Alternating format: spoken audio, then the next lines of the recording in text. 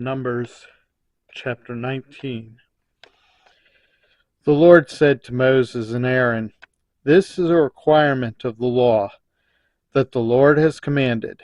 Tell the Israelites to bring you a red heifer without defect or blemish, and that has never been under a yoke. Give it to Eleazar the priest. It is to be taken outside the camp and slaughtered in his presence. Then Eleazar the priest is to take some of its blood on his finger and sprinkle it 7 times toward the front of the tent of meeting. While he watches, the heifer is to be burned, its hide, flesh, blood, and intestines. The priest is to take some cedar wood, hyssop, and scarlet wool and throw them onto the burning heifer. After that, the priest must wash his clothes and bathe himself with water.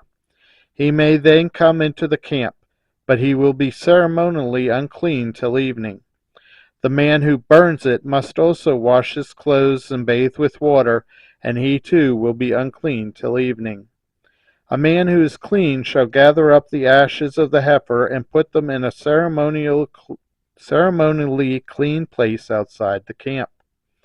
They are to be kept by the Israelite community for use in the water of cleansing. It is for purification from sin. The man who gathers up the ashes of the heifer must also wash his clothes, and he too will be unclean till evening. This will be a lasting ordinance both for the Israelites and for the foreigners residing among them. Whoever touches a human corpse will be unclean for 7 days. They must purify themselves with the water on the 3rd day and on the 7th day, then they will be clean. But if they do not purify themselves on the 3rd and 7th days, they will not be clean. If they fail to purify themselves after touching a human corpse, they defile the Lord's tabernacle.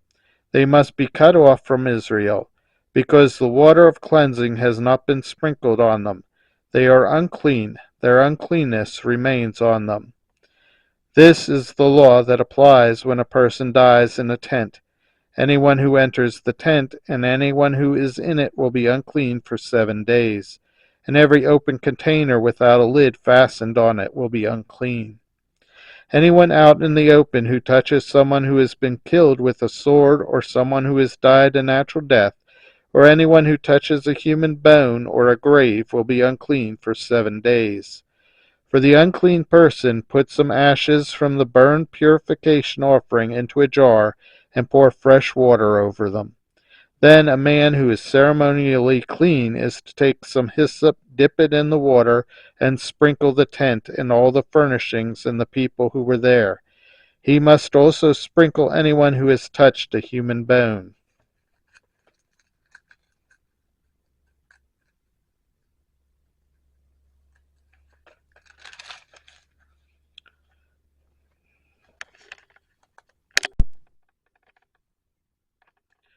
Or a grave, or anyone who has been killed, or anyone who has died a natural death.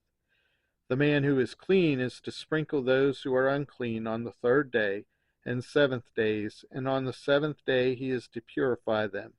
Those who are being cleansed must wash their clothes and bathe water, and that evening they will be clean.